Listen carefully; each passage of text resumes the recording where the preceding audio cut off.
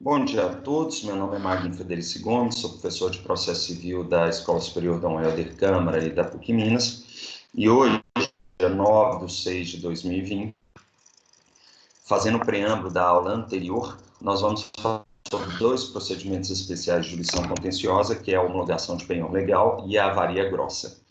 Eu informo a todos vocês que vocês estão sendo gravados, né, e que, posteriormente, essa gravação será inserida no YouTube para efeitos de revisão de matéria, ou mesmo para aqueles que não assistiram à aula. Então, na aula do dia 5 de 6 de 2020, nós falamos da homologação do penhor legal, e ao falarmos dessa homologação, nós falamos que o penhor legal é um instituto de direito civil, né, que autoriza os hoteleiros, né, ou seja, aqueles donos de hospedagens, lato sensu, que retenham os pertences dos hóspedes até que haja um adimplemento completo da conta derivada daquela estadia. Falamos que o direito material específico que autoriza o procedimento especial está previsto nos artigos 1467 a 1472 do Código Civil, e fizemos uma crítica no sentido de que o procedimento em desuso, né, porque normalmente nós temos, hoje em dia, os pagamentos em antecipado por essas vagas em hotéis, especialmente por meio de aplicativos disponibilizados na internet que fazem essa cobrança diretamente no cartão de crédito. Nós falamos ainda que o mais interessante é que esse procedimento ele aparece, né, como uma forma de relativizar uma autela, né? Então, esse procedimento ele se presta, ou seja, a finalidade dele é outorgar uma chancela, uma homologação desse penhor legal, para que a posse sobre os pertences do devedor seja autorizada ou seja mesmo confirmada, seja pelo Poder Judiciário, seja pelo tabelião do cartório de notas. Nós falamos que a legitimidade ativa do procedimento é do hoteleiro, né, ou seu assemelhado, porque se ele não fizer esse procedimento de homologação de penhor legal, aí nós teríamos o quê? A tutela plena. Agora, a partir do momento que nós temos esse procedimento como uma exigência do ordenamento jurídico, nós temos que a autotutela passa a ser relativizada a favor desse hoteleiro assemelhado. Falamos que a legitimidade passiva do devedor, né, e que existe a possibilidade de um procedimento extrajudicial de penhor legal realizado perante o cartório de notas, que está previsto aqui nos parágrafos 2º, 3º e 4º, né, do artigo 703 do CPC. Então, são esses procedimentos. Falamos que no cartório não pode haver litígio, né, então, se houver impugnação ao procedimento de homologação de penhor legal, automaticamente o tabelião de notas ele vai ter que remeter os autos administrativos ao Poder Judiciário. Então, é uma remessa automática. Quem vai efetuar a distribuição, nesse caso, vai ser o próprio tabelião de notas. Ele leva o procedimento, vai fazer necessariamente a digitalização, se o processo for eletrônico perante a comarca, né, e vai distribuir perante o Sistema Eletrônico de Acompanhamento de Processo. Falamos ainda o seguinte, né, que a vantagem desse procedimento extrajudicial é rapidez. A desvantagem é custo, porque aí o hoteleiro vai ter que, de fato, pagar os emolumentos cartorários. O que nós falamos ainda é que, se após a notificação do devedor o hóspede não se manifesta, a chancela do penhor legal é automática. Então, a homologação é automática. E aí o credor fica na posse dos bens e pertences do devedor, pode ajuizar a ação de cobrança. Então, ele vai manter a posse sobre aqueles pertences e, após o término da ação de cobrança, ele vai poder indicar a penhora dentro do cumprimento de sentença aqueles bens que estão sob sua posse, tá? Porque ele vai ser normalmente o depositário daqueles bens. Por outro lado, nós temos o seguinte, que se houver uma impugnação no cartório, né, a atribuição do tabelião ela cessa, né? Então, como eu falei antes, o próprio tabelião vai remeter os autos para o Poder Judiciário, mediante distribuição na comarca. Distribuição ou registro, né? Se for uma comarca pequena e só tiver uma vara, única, então aí ele vai fazer o registro da petição inicial. Nós temos que a petição inicial, tanto na esfera administrativa quanto na esfera judicial, deve cumprir os elementos do artigo 309, 320, mais 703, parágrafo 1º. Ou seja, vai ter que trazer o contrato de locação, ou a conta pormenorizada das despesas, a tabela de preços, a relação de objetos retidos, né, e ainda vai ter que ter um requerimento de citação para pagar ou contestar na audiência preliminar que for designada. Então, nós estamos falando que é um procedimento em que tem uma audiência, que a gente chama audiência de conciliação e resposta, e se não houver acordo, aí necessariamente eles têm que apresentar essa contestação dentro da audiência. Né? Falo ainda que deve demonstrar como causa de pedir a existência do penhor legal. Tá, joia, senhores? Essa é a causa de pedir remota da ação do pedido de homologação de penhor legal. Então, distribuída inicial ao juiz, ele pode determinar a emenda, pode indeferir, em alguns casos ele vai poder fazer o julgamento ultra antecipado da lide, mas se ele receber a inicial, ele determina a citação para comparecimento nessa audiência preliminar. Falei que a audiência de conciliação e resposta também está prevista na lei de alimentos, né? Mas nessa audiência, se não houver acordo, ele vai colher a contestação do réu, que alguns vão chamar necessariamente de impugnação. E ao falarmos dessa contestação, né, a defesa, impugnação ou defesa, ela tem várias matérias, né, e essas matérias estão faladas no artigo 704 e demonstra a delimitação de matérias no procedimento especial. Pode ser arguído como defesa processual nulidade do processo, extinção da obrigação, que é uma defesa de mérito indireta, então o próprio réu vai ter que comprovar a extinção da obrigação, seja por compensação, novação, remissão, pagamento, quitação, né? E ele ainda tem o quê?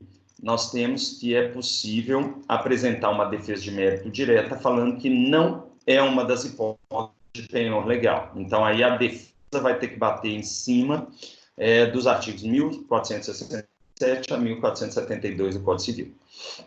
Nós falamos ainda que temos uma alegação de que ele tentou ofertar uma caução idônea, né, que não foi aceita pelo credor.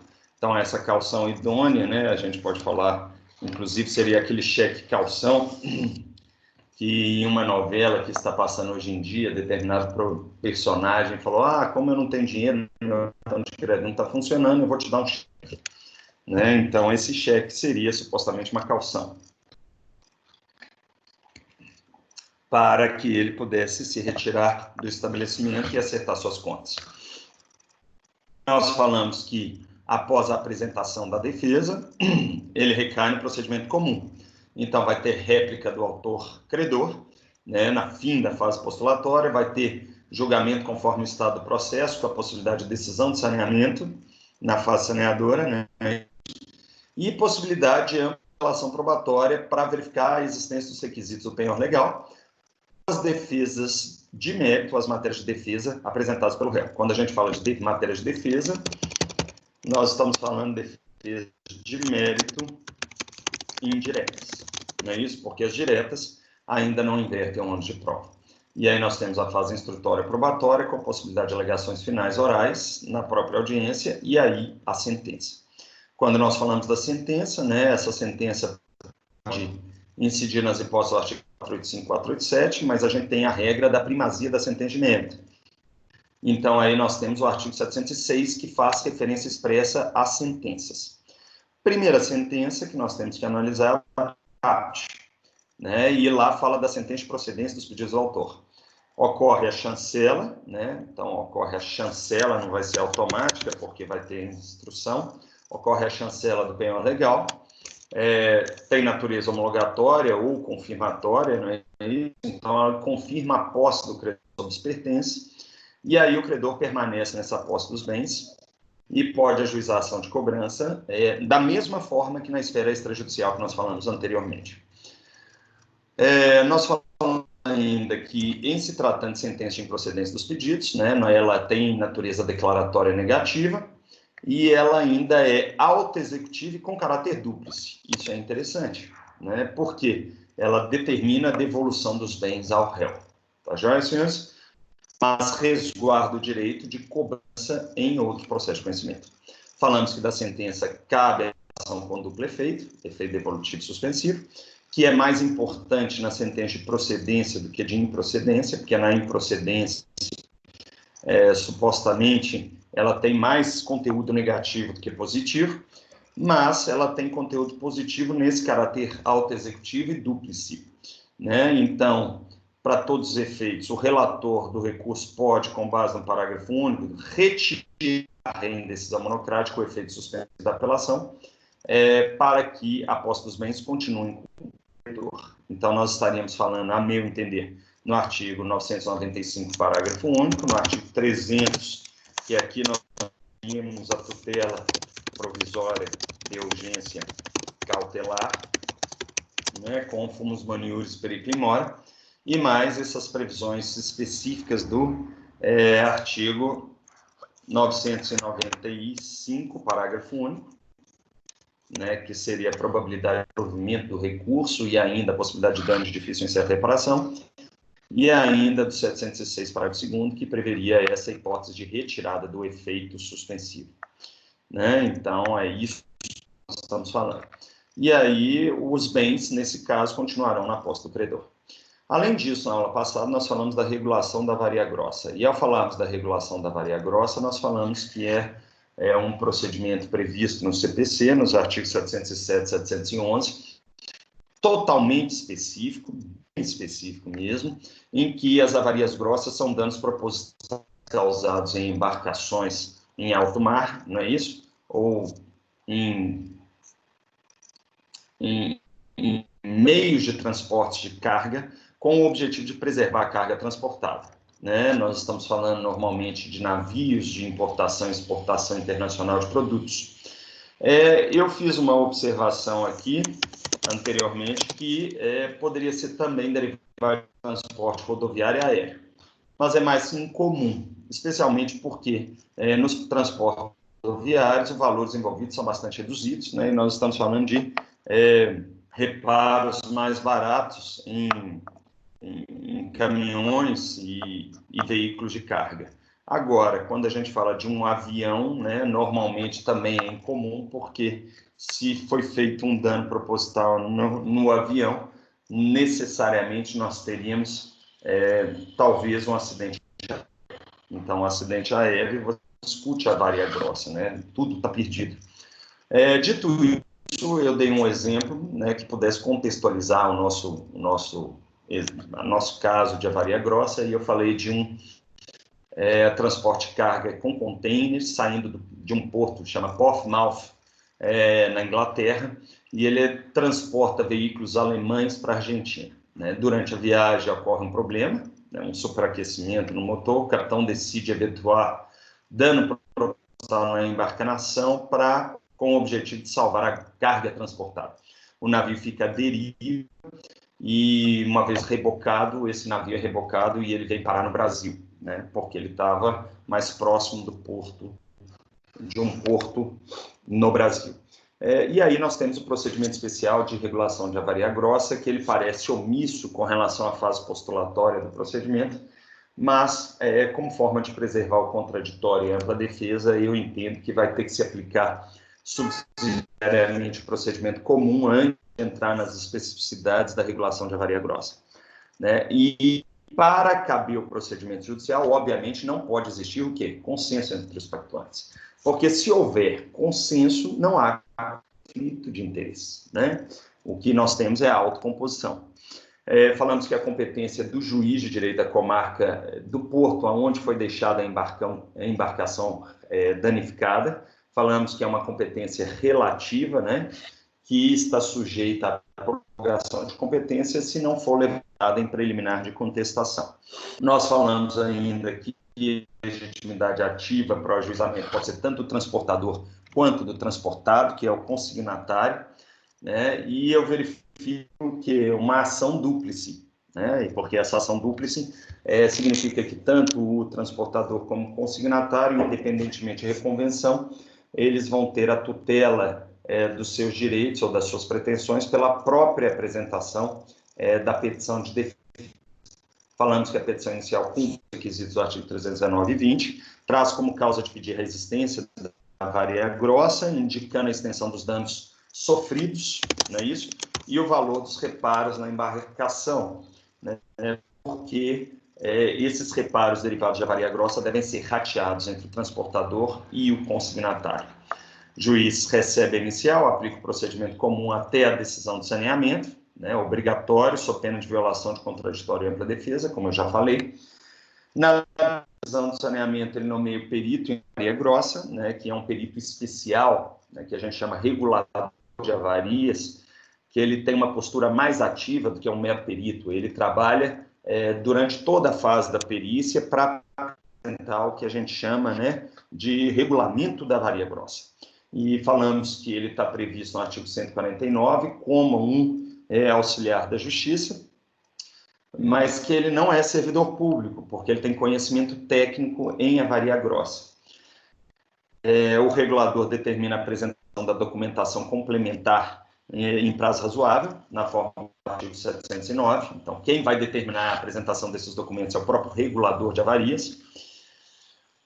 E depois, o regulamento da avaria grossa, que é o laudo pericial, deve ser apresentado num prazo de 12 meses da entrega dos documentos pelas partes, né? Isso é o prazo máximo, mas é um prazo impróprio que pode ser prorrogado pelo juiz, já que ao regulador de avarias aplicam-se também as regras pertinentes a peritos, seja impedimento, parcialidade, cumprimento de munus público e assim por diante.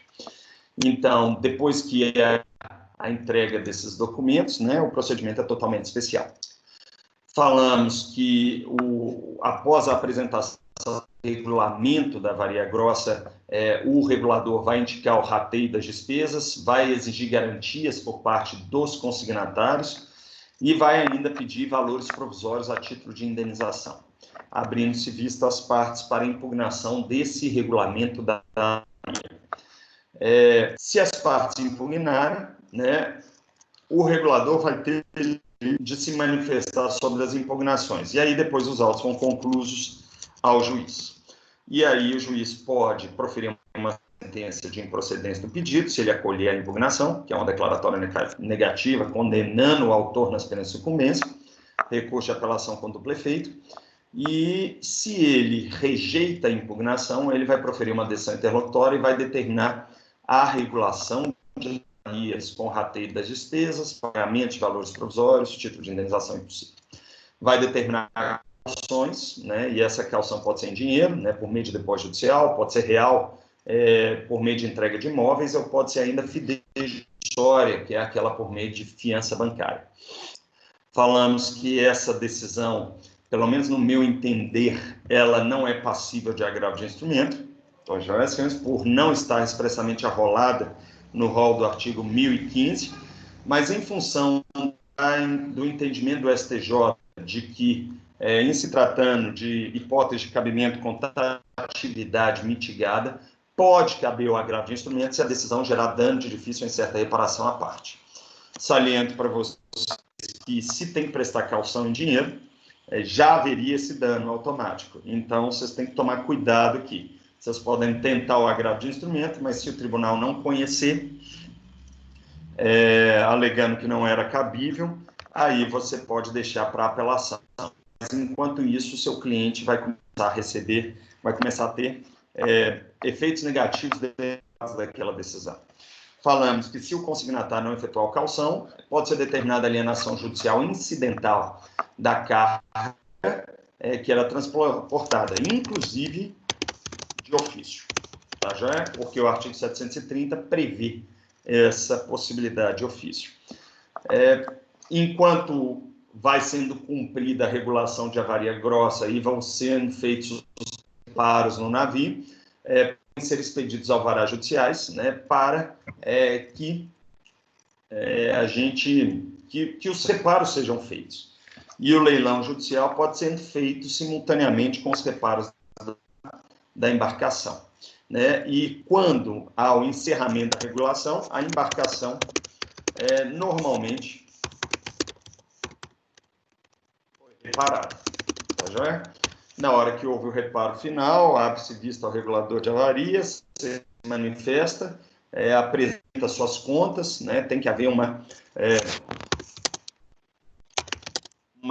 exibição de contas incidente dentro do processo de regulação de avarias por parte do regulador, né? E finalmente nós vamos ter o que? A sentença final que declara encerrada a regulação da avaria grossa.